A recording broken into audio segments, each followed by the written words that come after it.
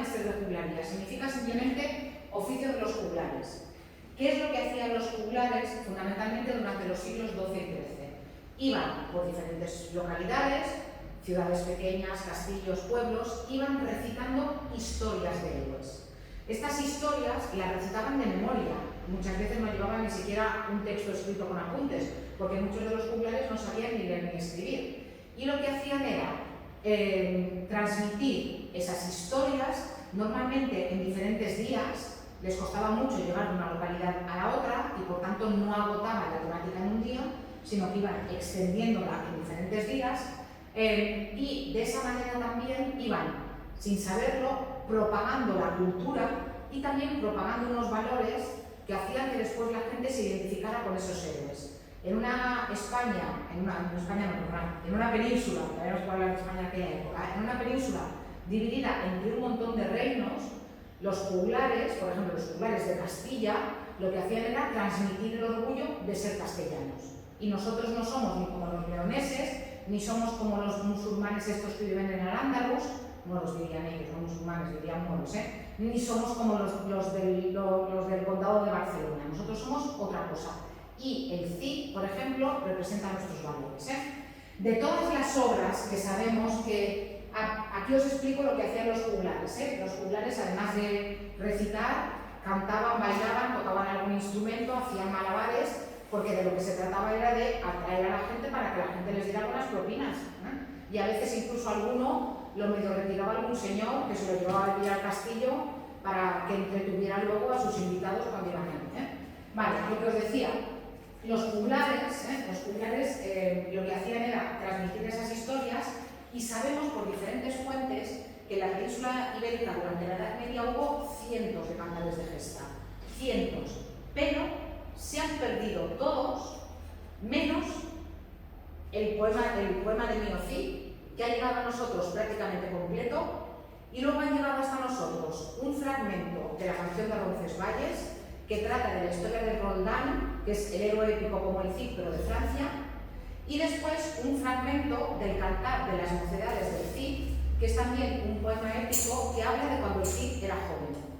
Pero repito, sabemos que hubo cientos de cantares épicos, de poemas de gesta, que circulaban por la Edad Media durante la Edad Media, que circulaban por la península durante la Edad Media, pero hasta nosotros solamente ha llegado eso. Y el poema de Mio Cid ha llegado de pura casualidad porque a un tal Perabat, a un monje de un monasterio, le gustó mucho la historia cuando se la dio contar a un juglar y le pidió al juglar que se la dictara. Y por esa carambola ha llegado hasta nosotros el poema del Mio Cid, porque si no tampoco hubiera llegado hasta nosotros probablemente. Lo tenemos prácticamente completo, falta como una página al principio y una página por el medio, pero el resto está completo. No cuenta toda la vida del Cid, cuenta unos años de la vida del Cid que coinciden bastante con los años de Cid. No es exactamente lo mismo, pero yo que he leído el poema de Mio Cid, le veo el cartón a Arturo Pérez Reverte. Arturo Pérez Reverte ha cogido el poema de Mio Cid y un par de poemas más, un poco más tardíos, que tratan la figura del Cid, y ha escrito su novela. Pero se sitúa justamente en los años del poema de Mio Cid. Luego os explicaré de qué trata, ¿vale?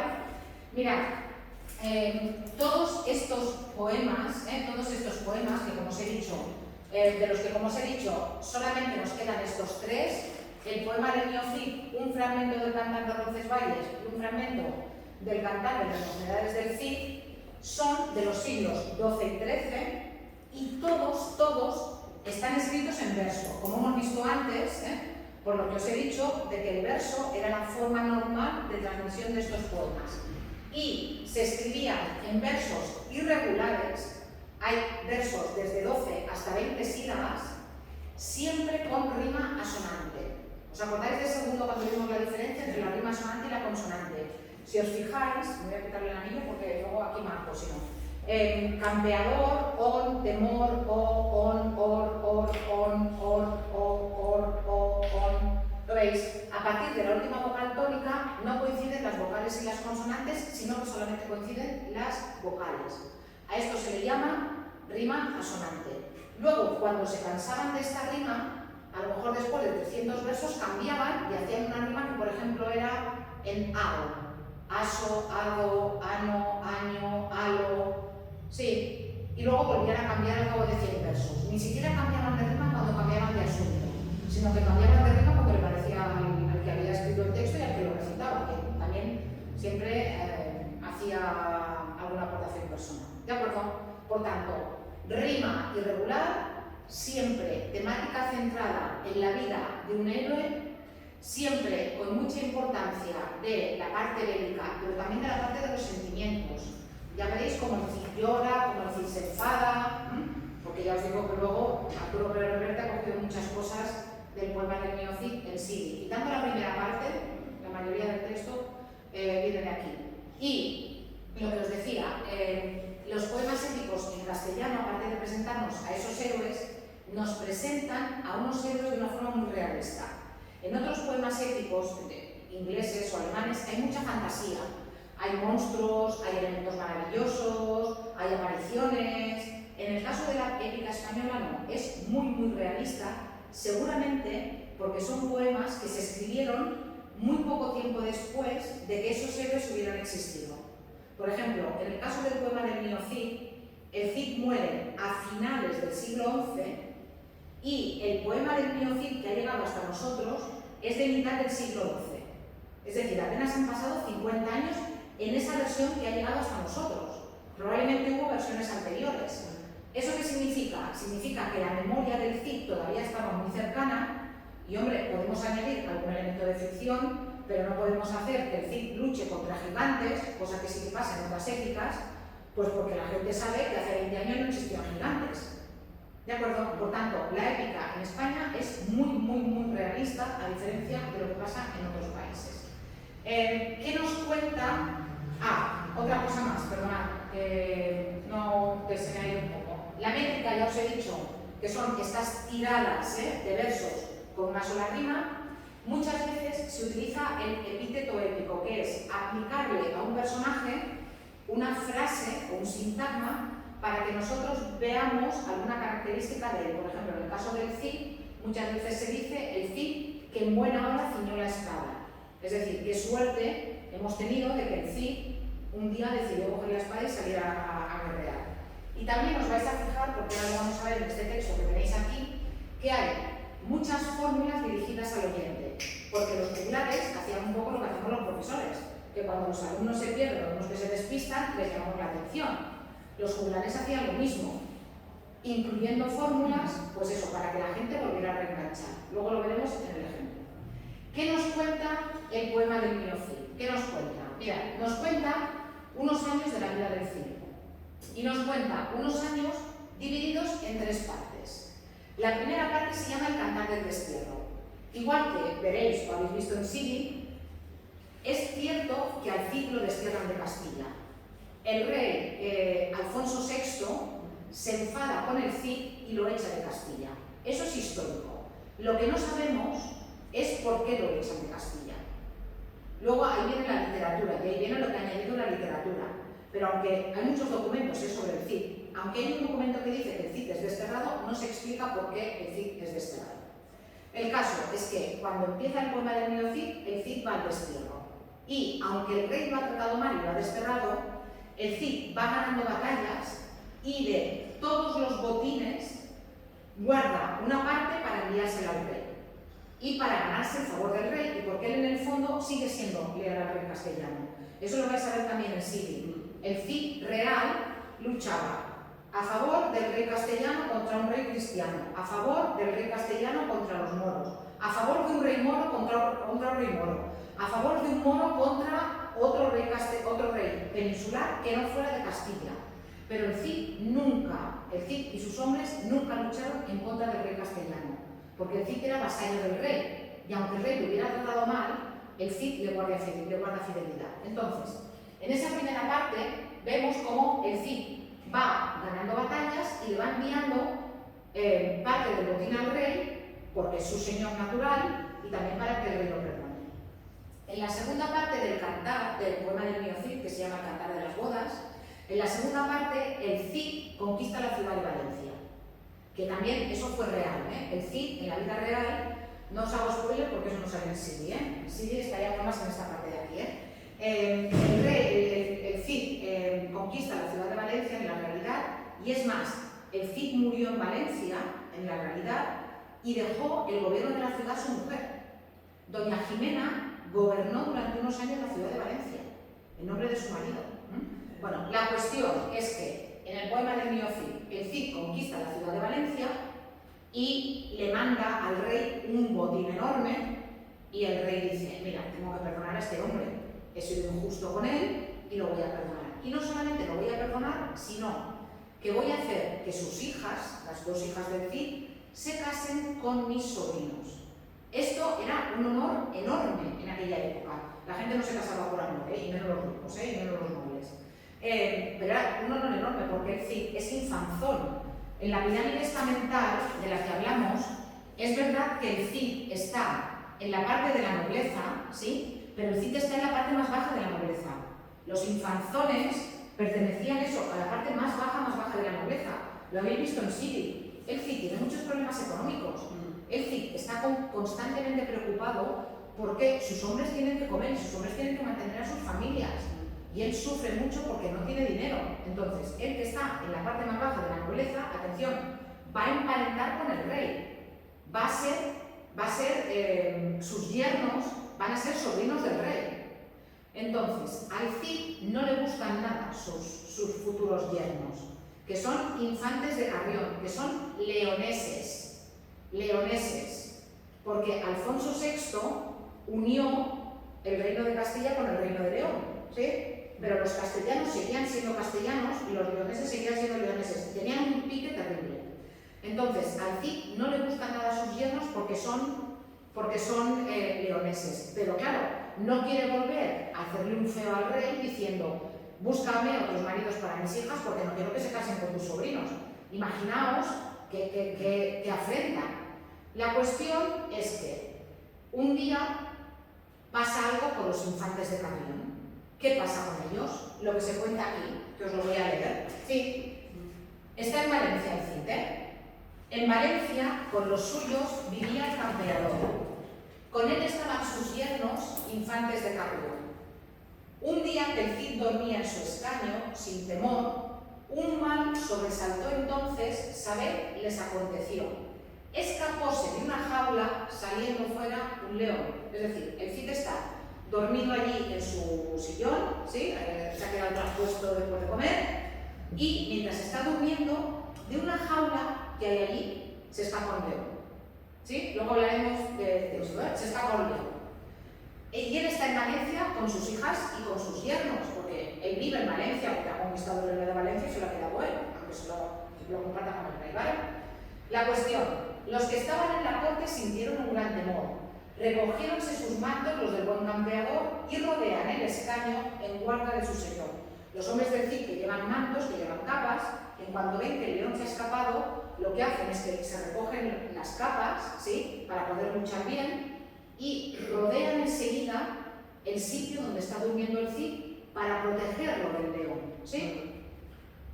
Pero fijaos, allí Fernando González, infante de Carrión, ni en las salas ni en la torre ningún refugio encontró.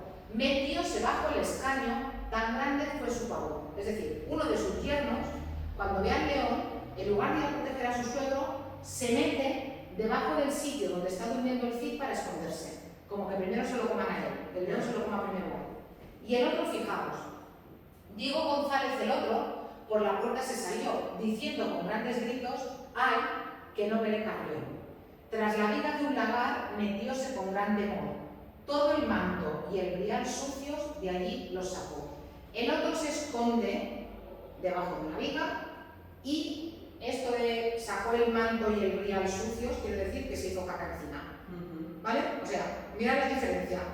Los hombres del Cid lo rodean para protegerlo, y sus dos yernos, uno se esconde debajo de donde está durmiendo el Cid y el otro se sale corriendo, se esconde detrás de una viga y se hace caca encima, ¿vale? En esto que se despierta el que en buena hora nació, el que en buena hora nació es el Cid se despierta por todo el jaleo, de sus mejores guerreros cercado el escaño vio. ¿Qué pasa aquí, mis mesnadas? ¿Qué queréis que aconteció? Es que, mi señor honrado, un susto nos dio el león. Apoyándose en el codo, en pie, el Cid se levantó. El manto se pone al cuello y encaminóse hacia el león. O sea, el Cid ve el escaño rodeado y con toda la tranquilidad del mundo se levanta, se pone la capa y se va hacia el león. No es que salga corriendo, que se va hacia el león, ¿vale? La fiera, cuando vio al Cid, al punto se avergonzó. Allí bajó la cabeza y ante él su faz, su cara, humilló.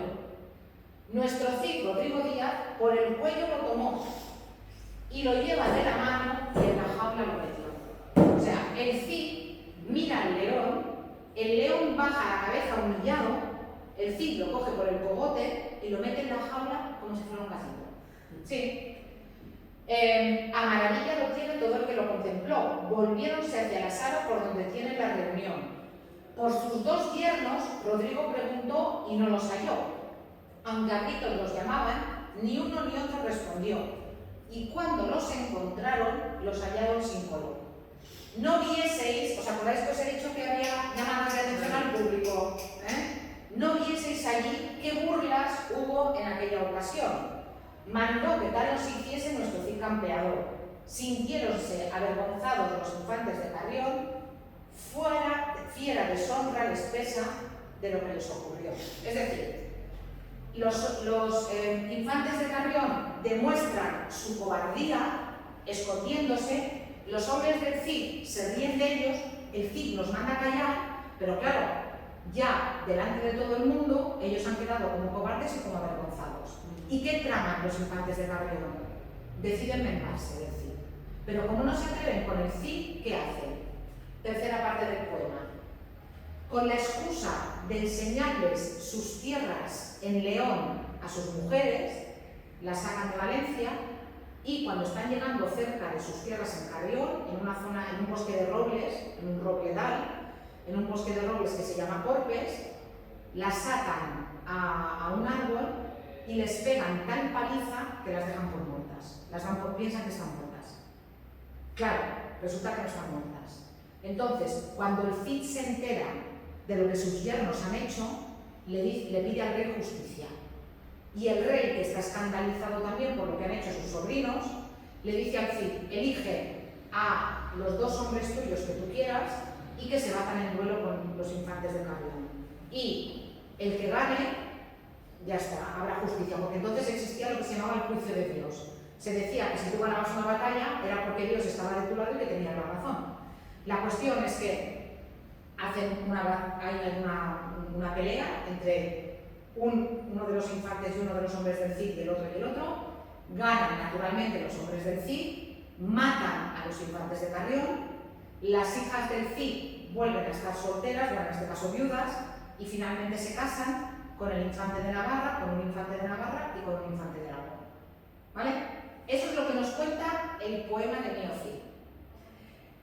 La historia nos dice, es decir, los documentos nos dicen que las hijas del Cid no se casaron nunca con ningunos infantes de Carrión. Estos hombres no existían. Se los inventó, el que escribió el poema de Mío Cid se los inventó. Sí que es cierto que las hijas del Cid real se casaron con un infante de Navarra y con un infante de Aragón. Eso sí que es cierto. Pero toda la parte de los infantes de Carrión se la inventa el poeta que ha compuesto el poema de Mío Cid. Igual que se inventa la parte esta del león. Claro, para nosotros es muy extraño y que hacía un león en Valencia, en una jaula. Claro, pero tenéis que pensar que en aquella época, aunque se había producido una cierta reunificación hacía muy poco tiempo, Castilla y León continuaban siendo enemigos. Entonces, ¿qué es lo que está haciendo el Cid? El Cid no está metiendo a un león cualquiera en la jaula. El Cid lo que está haciendo es humillar a todo el reino de León. Ese león en realidad representa todo el reino de León. Y os podéis imaginar que la gente, cuando escuchaba ese episodio, probablemente aplaudía y vitoreaba porque entendían que era lo que estaba pasando. Porque tenían ese contexto histórico que a nosotros nos falta. Y el hecho de que los infantes de Carrión, que son los malos malísimos, sean de León, también nos indica que la persona que compuso el poema era castellano y que tenía muy presente que aunque en ese momento había una cierta reunificación en los reinos de Castilla y León, que en el fondo seguían siendo reinos separados. y la gente se odiaba, porque pensad que en principio, además, el hermano de Alfonso VI, que era Sancho, era el que tenía que reinar. Sancho, que era castellano, y el otro que era leonés, aunque fueran hermanos, cada uno se había quedado en un sitio. Entonces, cuando Sancho murió, Alfonso VI se quedó con los dos reinos, y los castellanos no tenían ninguna simpatía por ese rey que ellos sentían como leones, ¿vale? Entonces, esa es la historia que hay detrás del poema del Mio Cid, ¿de acuerdo?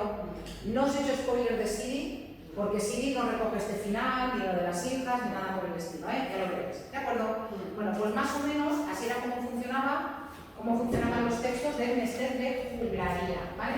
¿Qué pasa con el Mester de Clerecía? Mira, pues si el Mester de Juglaría, bueno, aquí también tenéis un vídeo donde se explican más cosas sobre el poema del Mio Cid, Si el Mester de Juglaría se transmitía de forma oral, el Mester de Clerecía se transmitía de forma escrita. ¿Por qué? Pues porque era el oficio de los clérigos, y ya sabéis que en aquella época los que sabían leer y escribir eran básicamente los que estaban ligados a la iglesia. En Siri, en un momento dado, ya veréis cómo a Cid le preguntan si le gusta leer, y ya veréis cuál es la respuesta que da. Había en aquella época incluso muchos nobles ricos que no sabían leer ni escribir, porque lo que estaba ligado a la escritura y a la lectura era más propio de la iglesia que de los guerreros. Y muchas veces lo que tenían era un escribano, una persona que venía del monasterio, que venía de la iglesia, que sí que sabía leer y escribir, que era la que les dictaba los documentos a los señores feudales, o la que ellos se lo dictaban y ellos escribían, pero muchos nobles no sabían leer ni escribir. Y es lo que se cuenta también en... Bueno, no digo nada, ya lo veréis, ya lo veréis. Vale, ¿qué hacían los clérigos? Bueno, los clérigos van a escribir básicamente sobre temática religiosa. Fijaos, en el caso del Mester de Juglaría, escriben sobre héroes y escriben básicamente sobre batallas. Los clérigos lo que van a hacer es escribir básicamente sobre temática religiosa, también sobre algún tema histórico, pero básicamente sobre temática religiosa. Diferencias con respecto del Mester de Juglaría. Para empezar, eran textos con autor conocido y no anónimos como el Mester de Juglaría. Aquí ya tenemos autores con nombre conocido. De hecho, el primer autor, como os he dicho antes, con nombre conocido de la literatura en castellano es Gonzalo de Berceo, que es del siglo XIII. En realidad sabemos pocas cosas de él, pero sí que sabemos que fue un monje que con 8 años entró en el monasterio de Berceo, se llamaba Gonzalo, entró en el monasterio de Berceo, que es un pueblo de La Rioja, y ya, a partir de entonces, Gonzalo de Berceo. Y él firmaba como Gonzalo de Berceo. También os expliqué el otro día que lo de los apellidos es relativamente nuevo, ¿vale? Entonces, en general, se usaba una métrica denominada cuadernavía. ¿Qué era la cuadernavía? Mirad, la cuadernavía era una métrica de esta manera. Escribía, bueno, de hecho aquí tenéis un ejemplo y lo voy a aprovechar. Mirad, en lugar de escribir como escribían en el Mester de Juglaría esas tiradas largas de versos irregulares, escribían, fijaos, ¿veis que son estrofas de 4 versos? Estrofas de 4 versos, estrofas de 4 versos, estrofas de 4 versos, que tienen una pausa en medio para respirar, porque claro, os he dicho que aunque se pusieran por escrito, muchas veces se leían, y un verso tan largo necesitas como una pausa para respirar. Entonces, había una pausa, y si contáis las sílabas, veríais que todos los versos tienen 14 sílabas, ¿vale? Todos los versos tienen 14 sílabas, esto se supone que es un número de 4, ¿vale? Y si os fijáis, amos, amos, amos, amos, y después ado, ado, ado, ado, aban, aban, aban, aban. ¿Lo veis? ¿Cuál es la métrica del Mester de Clerecía? Son estrofas de 4 versos con una pausa central en medio, pero son de 4 versos que miden 14 sílabas, ¿sí? Todos miden 14 sílabas y riman todos, pongo la mayúscula, todos riman con la misma rima y siempre riman consonante. Y además, los autores del Mester de Clerecía están muy orgullosos de ser capaces de contar las sílabas y de ser capaces de escribir de una forma tan regular. De hecho, fijaos, aquí tenéis una definición del Mester de Juglaría que se incluye en una, de Juglaría de Clerecía, que se incluye en una de las obras, que es el libro de Alexandre, y mirad lo que dice la persona que compuso este texto. Dice: Mester traigo fermoso, no es de joglaría. Mester es en pecado, caes de clerecía, caes de aquel, ¿sí? Fablar curso rimado por la cuadernavía, a sílabas contadas, que es gran maestría. Es decir, traigo un oficio hermoso porque no es de juglaría. Fijaos qué orgullo. Yo lo hago mejor. Mi mester, mi oficio es más hermoso, es superior, porque yo no hago lo que hacen los juglares. ¿Por qué no hago lo que hacen los juglares? Primero, porque es un mester sin pecado. ¿Por qué es sin pecado? Porque es de temática religiosa, no como el mester de juglaría, que era de temática bélica. Es un mester sin pecado porque es de clerecía. Yo hablo en rima, es decir, utilizo el verso, pero cuidado. Cuando aquí dice hablar, significa escribir, ¿eh? La gente no hablaba en verso, la gente escribía en verso, pero la gente hablaba en prosa, escribo en rima, pero cuidado, utilizo la cuadernavía, que es esta estrofa que os he dicho de 4 versos, de 14 sílabas que riman entre sí en consonante. A sílabas contadas, que es gran maestría. Es decir, yo cuento las sílabas, y eso de contar las sílabas, eso sí que es hacerlo bien. No como esto del Mester de Juglaría, que escriben de cualquier manera. Lo es. Por tanto, características del Mester de Clerecía, pues lo que os he dicho. Además de la temática religiosa, utilizan la cuadernavía, temas religiosos como os he dicho, utilizan evidentemente el castellano, si no, no lo estaríamos estudiando aquí. Como representantes principales también los que os he dicho, Gonzalo de Berceo, que es del siglo XIII, y el arcipreste de Ita, que es del siglo XIV. ¿Vale?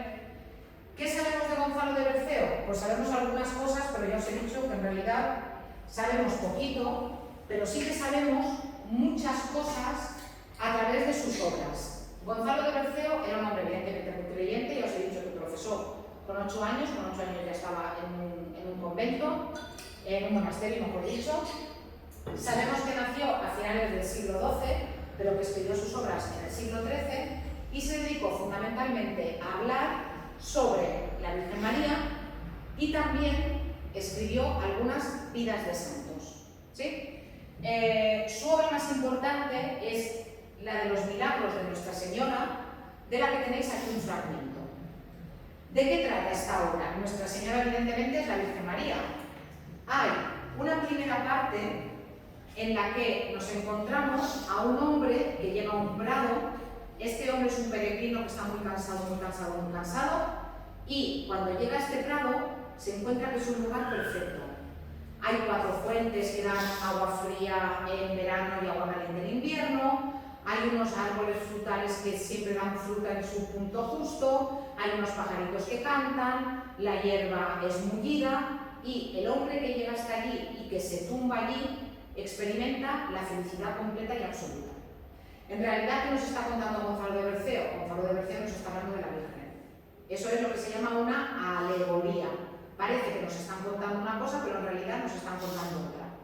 El hombre, el peregrino que está cansado, es el hombre que llega a adorar a la Virgen. El prado es la Virgen, las fuentes son los evangelistas que hablan de la Virgen, los arbolitos con los frutos son los milagros de la Virgen, y después de esa introducción, lo que siguen son 24 milagros, en teoría protagonizados por la Virgen, o provocados por la Virgen.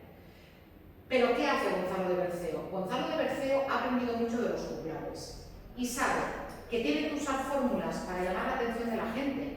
Que si tú le dices a la gente, tú tienes que creer en la Virgen María porque su concepción fue inmaculada y tal, la gente al final no va a enganchar. Y Gonzalo de Berceo lo que quiere es que la gente sienta fe por la Iglesia y sienta fe por la Virgen María. Y entonces Alguno de los milagros que se incluye es algún milagro que a nosotros, en fin, nos parece muy poco edificante, pero que os voy a contar. Por ejemplo, uno de los más famosos de esta serie es uno que se llama el fraile fornicador. ¿Sabéis lo que es fornicar, verdad? ¿Sabéis lo que es fornicar? Vale. Se llama el fraile fornicador. O sea, ya el título ya dices, muy bien no vamos. ¿Qué nos cuenta Gonzalo de Berceo en esta historia? Habla de un fraile que vive en un convento y que tiene un defecto muy grande. Tiene una virtud muy grande. Él cree muchísimo en la Virgen, es muy devoto de la Virgen, pero a este fraile le pierde la mente. Entonces resulta que muy cerca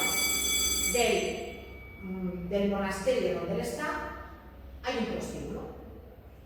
Entonces, él tiene que recorrer un corto recorrido, un corto camino, tiene que atravesar un puente y llega a un prostíbulo. Entonces, este fraile, una noche sí y otra también, se va y está con una prostituta.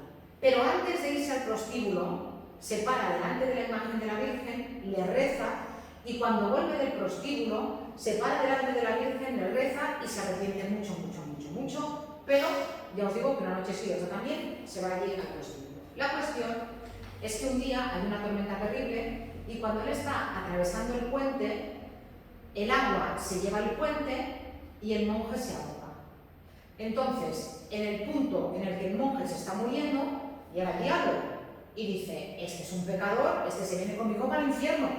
Y cuando el diablo se está llevando al monje al infierno, baja la Virgen María del cielo y le dice al demonio, alto ahí, Satanás, este hombre se viene al cielo conmigo. Y el demonio, pero ¿cómo que se viene al cielo? Que es un fornicador, los frailes no pueden fornicar. Y la Virgen le dice, sí, pero se arrepentía y sobre todo siempre me ha demostrado una devoción muy grande. Por tanto, aunque sí que es verdad que era un pecador, le vamos a perdonar los pecados y se viene conmigo al cielo. Y la Virgen coge al fraile fornicador y se lo lleva al cielo. Entonces, ese es uno de los milagros que aparecen en los milagros de la Virgen María. Claro, la gente alucinaba, porque, claro, Gonzalo de Berceo lo que quería es que a la gente le llegara el mensaje de lo importante es creer en la Virgen, lo importante es adorar a la Virgen, lo importante es tener fe.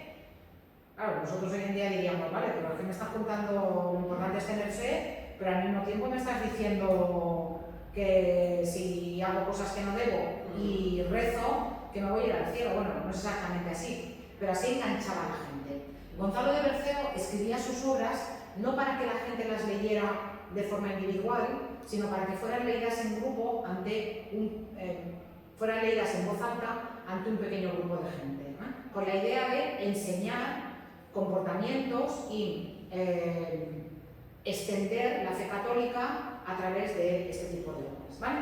Eso es lo de Gonzalo de Berceo, siglo XIII, repito. Siglo XIV. Del siglo XIV, del mester de clerecía, tenemos a Juan Ruiz, arcipreste de Ita, ¿sí? Mirad, voy a parar la grabación porque lo que voy a hacer es poneros estos vídeos, ¿sí? Y después ya engancho con lo que falta de la literatura del tema.